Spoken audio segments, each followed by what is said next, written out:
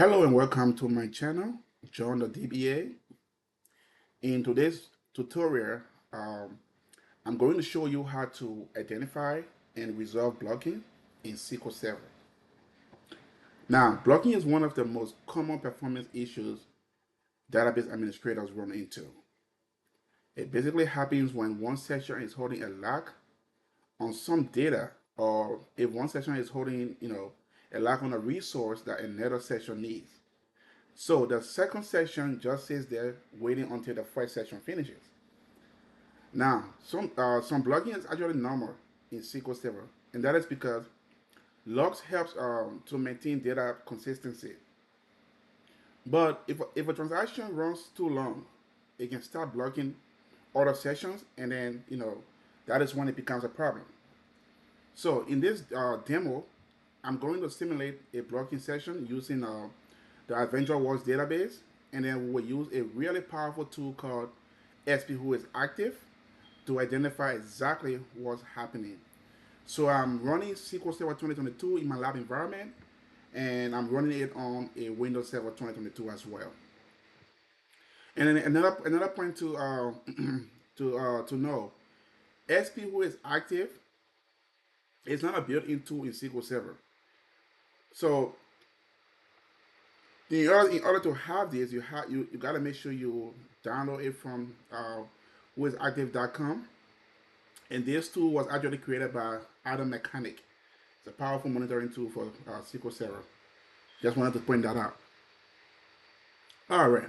So first thing I will do is I just want to show you what the system looks like when there's no blocking happening. So I'm going to go ahead and run this command. Exec SP who is active. All right. So as you can see, I'm running SP who is active here, which is a stored procedure, like I said, created by Adam Mechanic, and is one of the most useful tools for monitoring activities in SQL Server. So now you can see things like the session ID, the SQL text. You can see the status. There is a status. The status column is right here. You can see the login name. So the session ID is the unique identifier for that specific connection.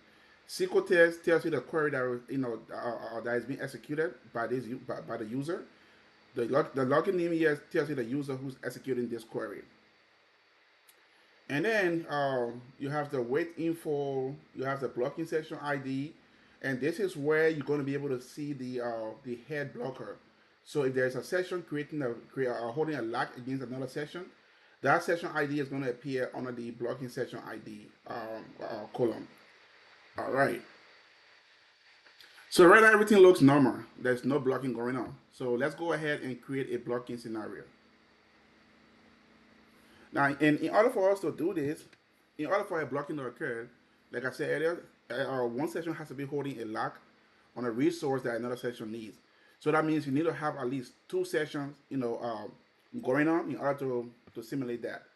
And so what I'm going to do is I'm going to log in with another user. I'm already logged in. Matter of fact, let me just disconnect from this user and then log in again, just to show you uh, a much more step-by-step way of simulating this particular performance issue. All right, so I'm going to log in as John Brown. So I created him already, one of my users.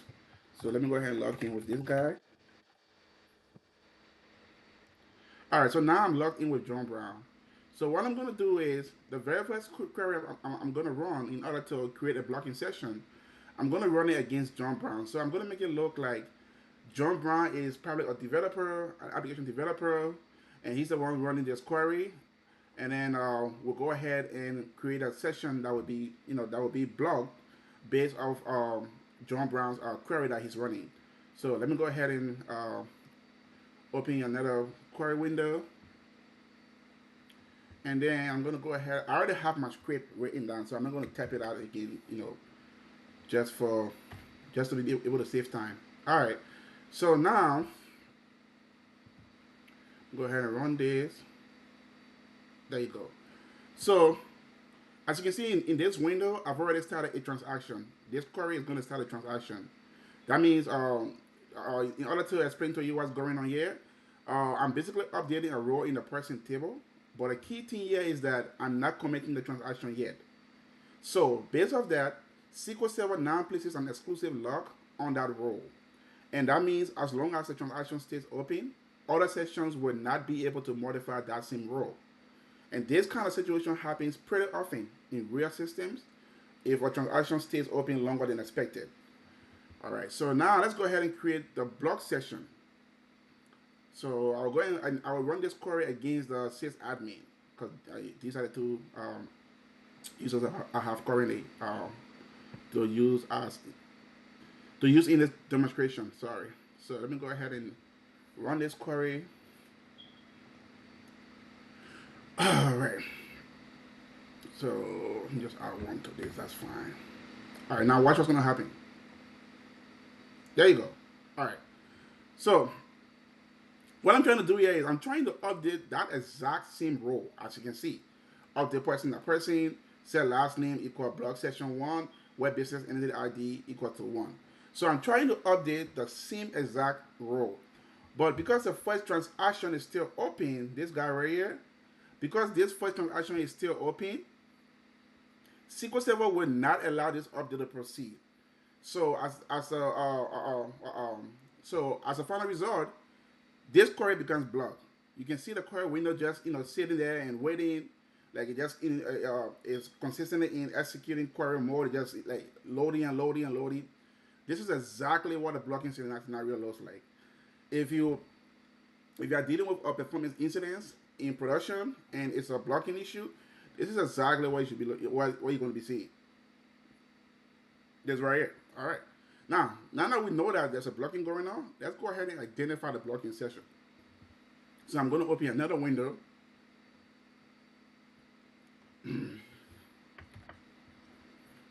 All right, and then I'm going to use the step procedure, but this time around, it's going to be able to give me more info exactly as I want. So let me go ahead and run this. There you go. All right, cool. So as you can see, we have session ID 65 and session ID 97. Like I told you earlier, the SQL text column shows you the query that is being ran or that is being executed. So these are the two queries that are being ran of these sessions. This is the name of the user that's running this query. Now, the most important thing to look at here as well is the blocking session ID, like I told you. Now, you see blocking session 65. 65 is the head blocker, and 65 belongs to John Brown. Because remember, earlier on, we ran the query, the initial transaction that we began, we ran it against this user, John Brown. So, because this user was the one who started that transaction and did not commit the transaction, SQL Server places a lock on that transaction. That means every other session that tries to use that particular resource will have to wait until the transaction that was initiated by John Brown is actually committed in order for that to be able to release. In order for it to be able to release the lock. So 65 here is the one holding the lock against session ID 97. So that is why we have this blocking going on. And session ID 97 belongs to the sysadmin, as you can see, because there was a second user who tried to initiate a transaction on that same row as well. And then, as you can see here, the wait info tells you how long the lock has been held, and this is measured in milliseconds. But this should be, I believe, equivalent to 81 seconds. I believe, yes, 81 seconds. And then, what kind of lock mechanism do we have going on? What you see here, the LCK stands for lock, the M stands for mechanism, and the U stands for update. Now, there are different types of lock. So you might have like a lock mechanism X, but in this case, we have like lock mechanism U, which is update lock. All right. There are other useful columns here that you can use in terms of like if you are dealing with a real world production issue. So this will show you so let's go ahead and see the database name, it will show you the host name. These are key columns to be able to look at. And then this will show you the start time, the login time, just information that you need to be able to actually analyze and investigate this blocking. All right. So you can see clearly there's another, you can see clearly that in one section it's waiting on another section. So the blocking session column, the blocking session column ID, like I said, is one of the important things to look at because that tells you the head blocker, like the session that's holding the lock against the session that needs the lock to be removed. So that is what I'm displaying here. So 65 is the head blocker. It holds the lock against section 97. It will have to release the lock in order for this section to be executed. So again, this is one of the reasons DBAs love SQL is active. It makes it really, really easy to see blocking chains and to identify the root of the problem. Now that we know and we've investigated the blocking, let's go ahead and see how to resolve it. Remember, like I said earlier, the reason the blocking is going on is because the initial transaction that was started by this user John Brown, was not committed. So in order for us to resolve it, we'll go ahead and commit it. But in a real world environment, what's going to happen is this. You will have to investigate a little more further. So based off the username that you see here, you can be able to reach out to that user and find out the actual scope of the issue in terms of whether the transaction is part of a critical business process, or maybe just an out of transaction. Let's say the developer or the user that's running that query probably just forgot to get it committed. And if that's the case, if it's just an issue where it's just auto or the what's it called or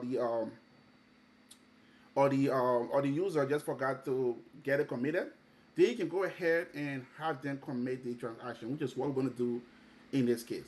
We're not going to kill it, and I'll tell you why. Killing a transaction or killing a session is not the killing a session rather. It's not the first thing to do. It should be the very last thing to do. But I'll tell you as we go down with the video. So let me go ahead and open another query window. Open another query window here. Just to be proactive, I will have SQL active here again because we have to verify after we've committed the transaction. So let me go to the original query. Okay, there you go. This is the one. So we're going to go ahead and commit the transaction. So commit tran, that's the command you want to use. So we're going to go ahead and highlight because we're not going to run it in batch. So we'll just highlight the specific command that we want to execute. And then we're going to go ahead and run it. But before I run this, let me show you. As you can see, it's still this second session by the sysadmin, which is the session that the lock is being held against, is still stuck in executing query mode. So that tells you that the blocking is still going on. I just wanted to show it to you before I can commit the transaction and then show you what it's gonna look like afterward. So when I go back and I commit the transaction, so now that I've committed the transaction, if I go back to that query, it's no more gonna be stuck in query executing mode. It's going to actually show you that it has been executed. So there you go. So query executed successfully. So that means that blocking has been resolved. But you still have to prove that the blocking has been resolved, because after you resolve the blocking, you have to reach out to stakeholders. You have to communicate your solution. You have to prove that it's no longer going on. So the best way to do that is to go back to SQL is active and then run it again. You don't have to highlight it because it's just a single command. So you run it again. So you run it again, as you can see, those two sessions that were showing up earlier are gone. Blocking session ID, it gives you a value of null. So that means there is no session holding a lock against anything. And this is exactly how you go ahead or identifying and resolving blocking issue or blocking situation in terms of performance issues in SQL Server. And one important thing to understand is that, like I said earlier, database administrators don't always immediately kill a blocking session. Sometimes the blocking query might be actually running a critical business workload. Like for example, it could be part of an online processing system or a financial transaction, or if you are using like SSRS or SSRS in your environment, it could be part of ETL data load. So if you kill the session SQL Server has to roll back the entire transaction. And that rollback can sometimes take even longer than the original query itself. So before terminating a session, it's always a good idea to understand what the query is in terms of what it is doing and how it impacts the business as well. And a lot of the times, blocking is really just a symptom of another issue, like a long-running query, a long-running transaction rather, not long-running query, like a long-running transaction, an inefficient query, or maybe just a missing index. So the goal is not just to clear the blocking when you're faced with this performance issue, but the goal is to understand why it happened, so you can prove, or so that you can prevent rather, you can prevent it from happening in the future. So you're not just facing or resolving the blocking issue, but you're understanding why did it happen, so that you can prevent it from happening again in the future. All right. So to wrap up, in this video, we walk through how blocking occurs in SQL Server, how to simulate a blocking scenario, and how to identify and resolve the blocking session. And we use SP who is active to be able to do this demonstration. And this is definitely one of the core troubleshooting skills every SQL Server DBA should know. It's very cardinal, very, very important. And as a SQL Server DBA, this is one of the most common performance issues you're going to be faced with regularly. So if you like this video, if this video was helpful, don't forget to like the video, subscribe to my channel, and turn on bell notification to be able to receive alert whenever I post a new video. The next video we're going to post is going to go into indexing, how to optimize query by adding an index, or by basically reorganizing or rebuilding the index depending on the situation. So thanks for your time. Have a good one. Bye-bye.